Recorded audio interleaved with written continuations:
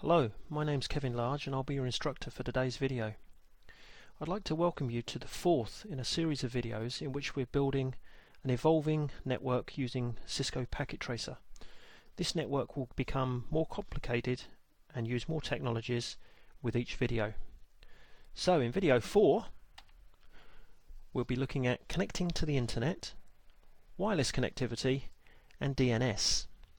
So we'll be configuring a wireless access point and configuring a wireless laptop to connect to the access point. We'll be looking at the routing tables. We'll be configuring a default static route, also known as a quad 0 route. This will be pointing out from our corporate network and into the internet. We'll configure a static route. This will be pointing back from the internet into our corporate network for the return traffic. We'll be configuring a web server. In fact, we'll configure two web servers, one out on the internet on our remote site and one on our corporate network. And we'll be configuring a DNS server. The job of the DNS server will be to allow us to browse to our web servers by typing in the name rather than having to rely on typing in IP addresses. So looking at our network, this is how our network looks at the moment.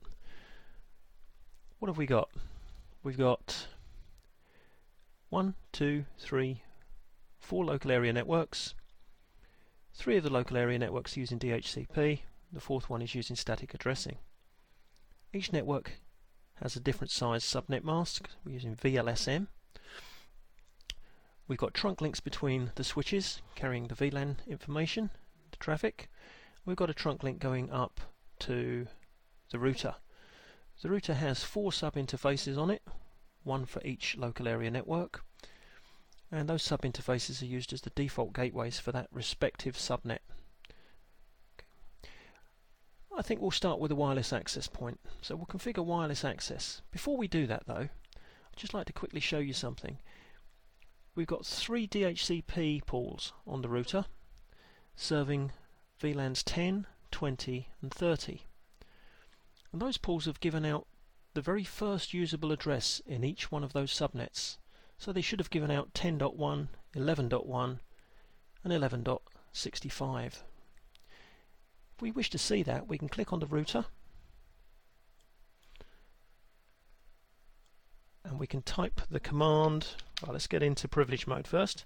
So ENA for enable, and the command is show IP DHCP binding.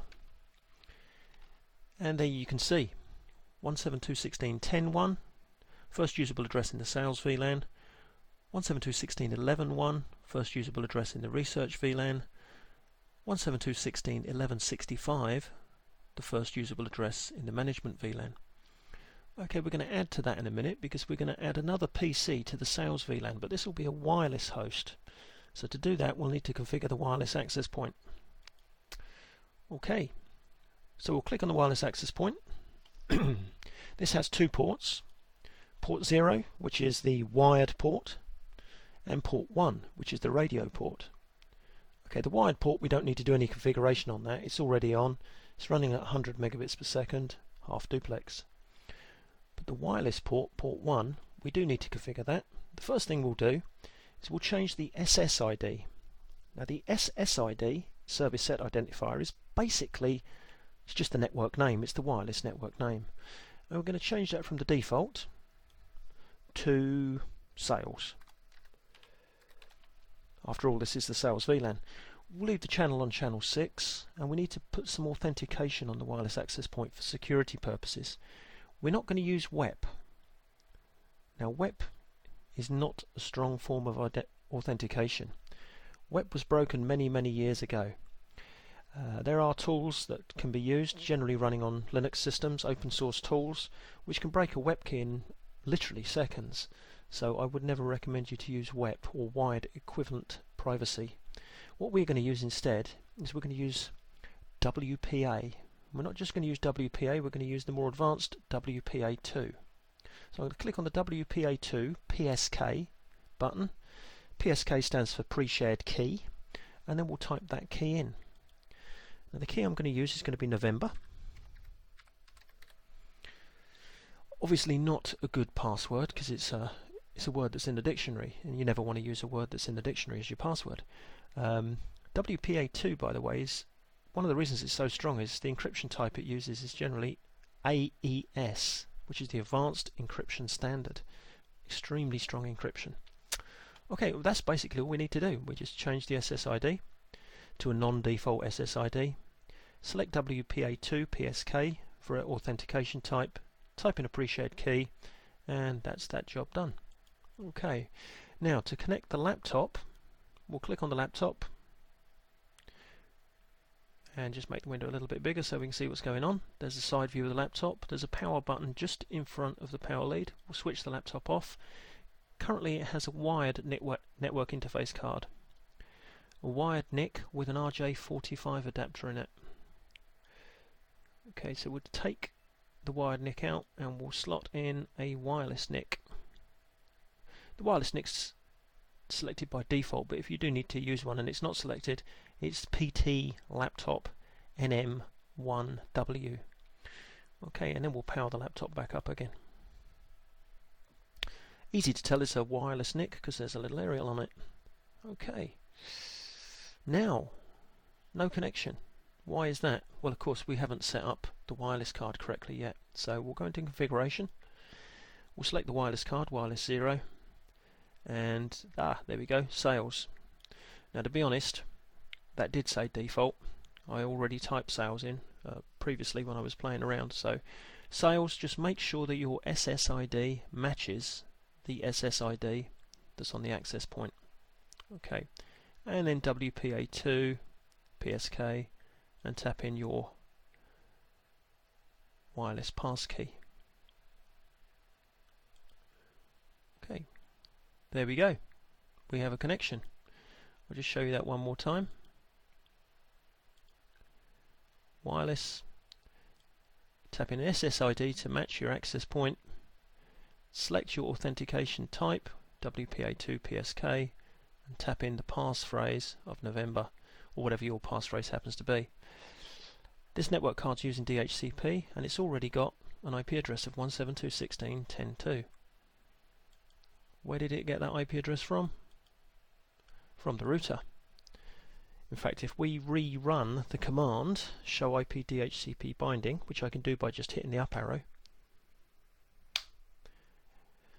whereas we had 3 IP addresses leased from our DHCP pools, we've now got 4. In fact, we've got 2 IP addresses leased from the same sales pool. The first address going to the wired client, the second address going to the wireless client, or the laptop. Okay, that's looking good. So that's wireless access taken care of. That was very straightforward. Now what we're going to do is we're going to have a little bit of a look at pinging around and see what we can ping. So from the wireless access point, I'm going to try to ping another PC in the same subnet as me. So I'll try to ping this wired client here, 172.16.10.1. Click on my wireless laptop, select desktop, command prompt.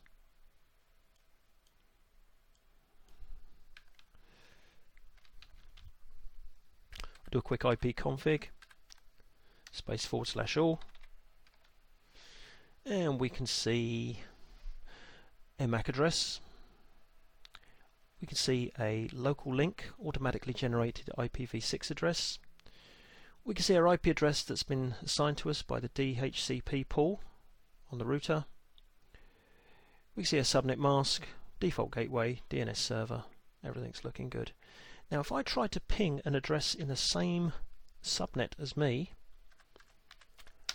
let's see what happens. So I'm going to try pinging 172.16.10.1.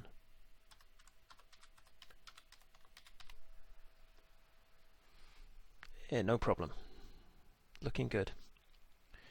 Okay, so what I'll do now is I'll try to ping an address that's in a different subnet than me. I'll try one of the management PCs.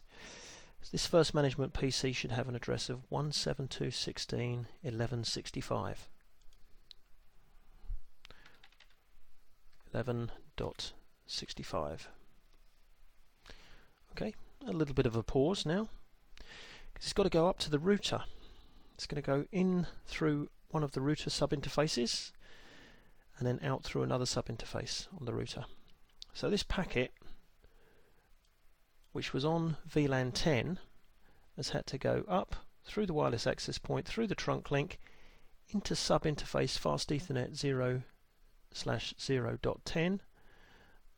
The router has looked up its routing table, realized that the destination device is on VLAN 30, which is out of subinterface fast Ethernet 0/0.30, switched the packet, sent it back down the trunk link, and sent it on its way. You can also see that the very first packet has timed out. Why would that packet time out like that? Well, the router is used to switch between subnets. That's the job of a router. A router connects networks together. Packet switching and path determination, the two main tasks a router needs to accomplish. Well, when we pinged that remote subnet, by doing an ANDing operation on the IP address and the subnet mask, the devices actually can tell that the remote subnet is not on the same subnet that they are. In other words, they need to go up to their default gateway in order to be switched to the correct subnet. So this is ARP. This is something known as ARP, Address Resolution Protocol. If I do an ARP-A, the Address Resolution Protocol has had to get the MAC address of the device, in this case the router, that will allow us to get to that remote subnet. In fact, you can see two entries in this ARP table. You can see the 172.16.10, that's on the same network as us. You can also see the 172.16.10.254, that's our default gateway, that's the router. This entry here, the second one, was used in order to get to the router to allow the router to switch us to a remote subnet. Okay. What happens if we try to ping somewhere else? Let's try to ping the server out here on the internet. Ping 10, 10, 10, 1. Okay. That's not good, is it? Replied from 172.16.10.254, our default gateway for VLAN 10, saying I have absolutely no idea how to get to that particular address. That destination host is simply unreachable. I have no idea how to get to it. Why is that? Well, if we have a look in the PC, how do we look at the routing table on a PC? Show IP route.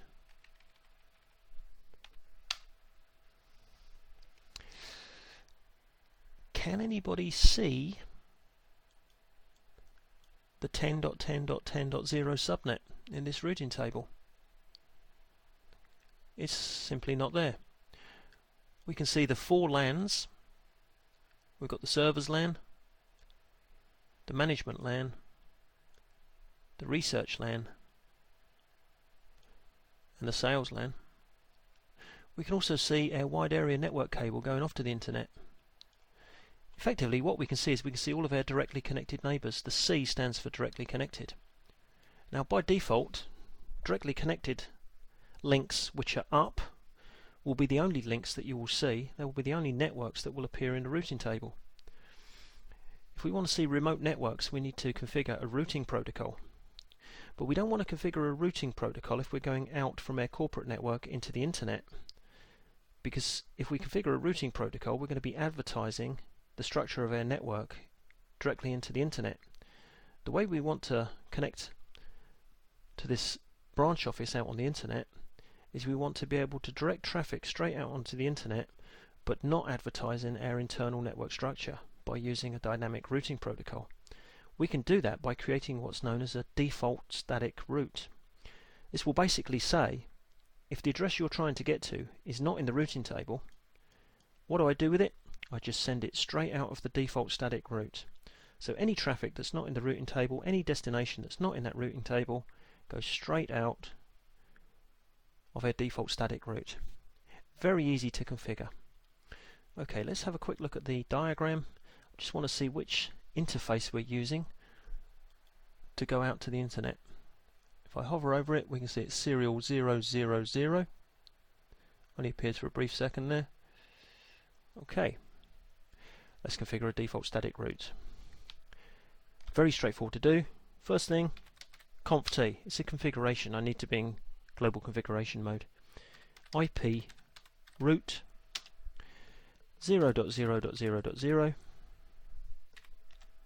0.0.0.0, and then we say outgoing interface serial 0/0/0/0. Let's try to explain what that really strange looking command does. So IP route, I want a route for my IP traffic 0.0.0.0.0.0.0. You can see why it's called a quad zero sometimes now. That basically means any network. Any network I don't know of, this is where you send it. And we send it out of serial 0.0.0, which is basically a link into the internet. Okay, job done. We now have a default static route. If I do a Control Z and a WR and use my up arrow to find show IP route, you can see at the bottom there is a default static route. Any destination network that's not one of the ones that are already in my routing table, what do I do with it? I send it out of serial 0.0.0. Okay, well that takes care of that.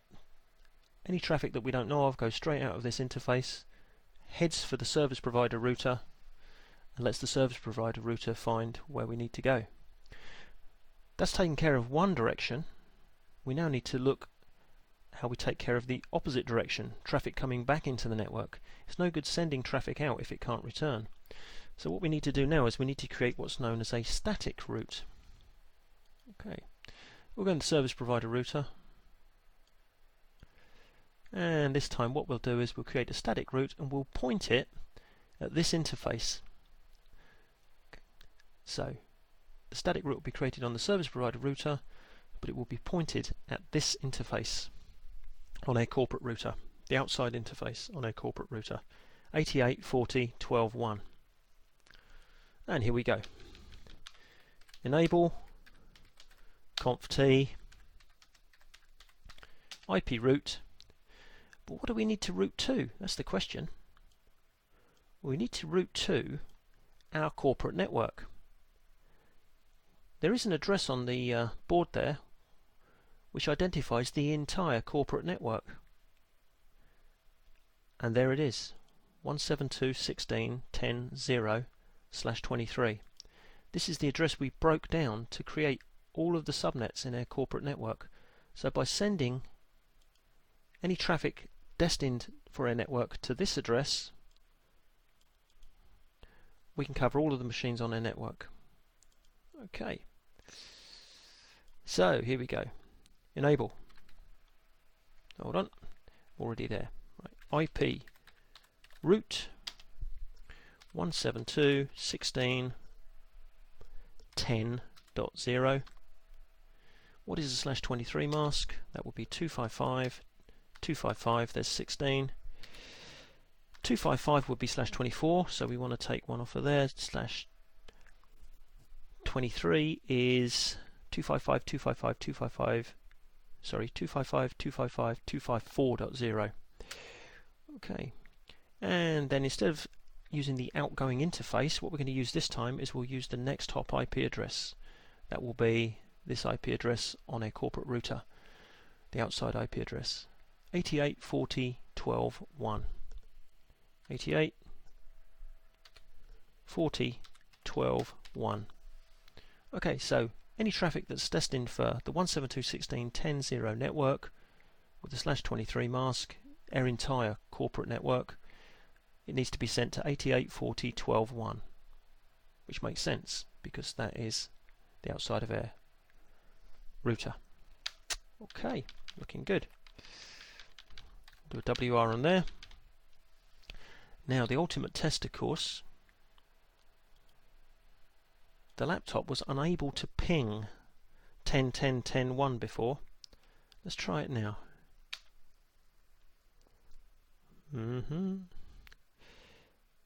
Let's see what's happening. Request timed out, and away we go. So dropped a packet because of ARP, and the following packets come through fine. ARP -A. We see the default gateway there. If we do the ping again, all of the packets come through. Now it's interesting, it was probably the ARP on our branch office that caused that packet to drop, because we already had a default gateway in our own ARP cache table. Okay, so now we can in fact ping 10.10.10.1. Let's have a look at web services. If I click on the server, I click on services, and I click on HTTP, we can see several pages on here. The one I'm looking for is index.html. I'm going to click on edit, and you can see some HTML code. Up the top here we can see a heading, font size +2, Cisco Packet Tracer. What I'm just going to change the words Cisco Packet Tracer in between those HTML tags, taking great care not to delete any of the HTML tags, and I'm going to put external web server. Okay, and then save that. Already a file with the same name, overwrite, yes please. And let's see what happens. I'll bring up my laptop. We know we can ping it. Can we browse to it? So we'll browse to the external web server 10.10.10.1, and you can see title page comes up, external web server. Excellent. Okay, let's just configure the corporate intranet web server. So I click on the web server, I go to services, HTTP, edit index.html, and change Cisco Packet Tracer on the line that says font size +2 to internal web server.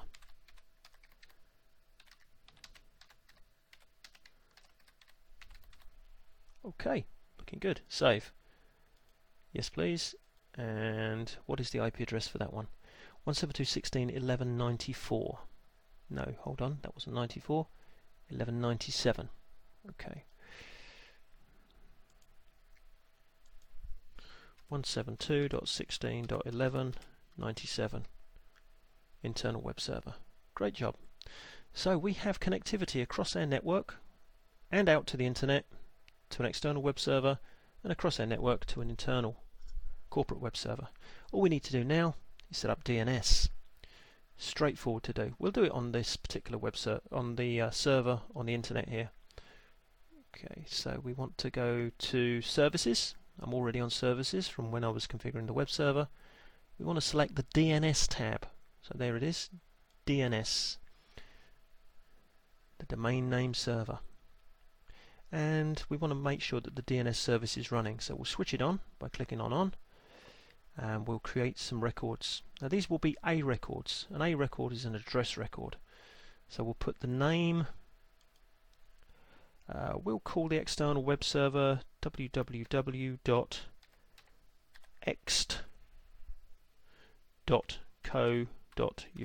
How about that? www.ext.co.uk.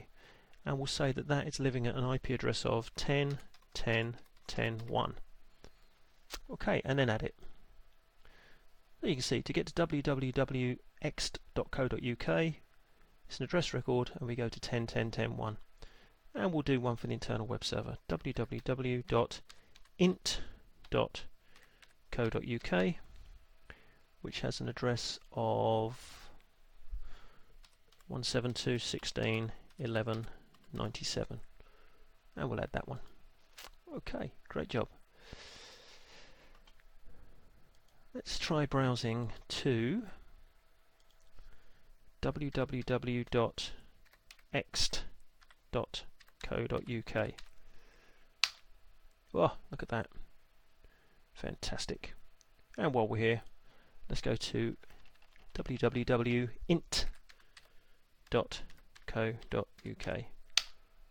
Oh, yep.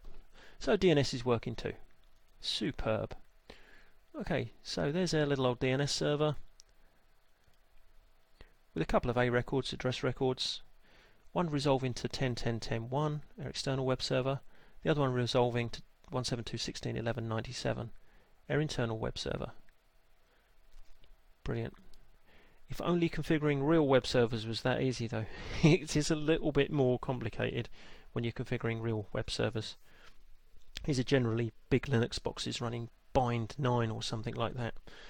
Okay, so that's, what have we done? Let's see. We have done several tasks now. We've configured wireless access, we've looked at routing tables, we've added a default static route pointing out to the internet, we've added a static route from the service provider pointing back in to our corporate network, we've configured a web server, we've configured 2 web servers, one internal, one external, and we've configured DNS so as we can connect to those web servers by typing a name instead of an IP address. I hope that's been a useful video for you. Tune in for the next video in the series where we'll be looking at... let's have a little look at security. We'll put a little bit of security onto the network. Thanks very much for viewing.